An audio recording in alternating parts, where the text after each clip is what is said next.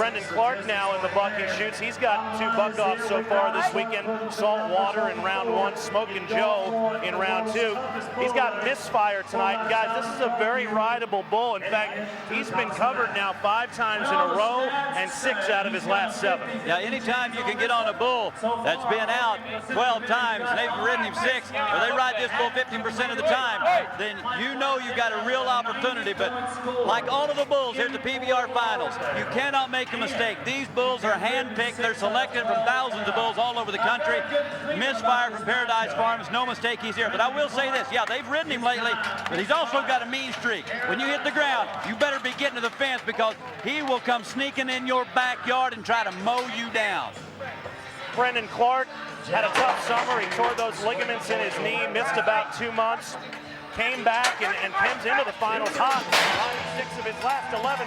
This is a low spinner. It's to the right. It's into his hand. Trying to keep it up with it. Oh, down in the well, 8/10 shy. Well, that's awful close to 8, but it's not going to count. I thought he had him. He made a lot of good effort to stay on for as long as he did. I want to say that it might be his lucky day, even though he's not getting a score, because Misfire had a chance to eat him and decided not to. Yeah, that's without a doubt. Going down into that well like that. You know, I watched Brendon sometime. He's rode some of the great bulls, but then you see him other times and he just looks a little bit stiff. Like you can watch here on this replay, when he gets down into that well, you just see him kind of stiffen up. He's got to loosen up and get his body position back to center where it needs to be. You can't get tight on these bulls. So that is 3 buck-offs for Brendon Clark. He's 0 for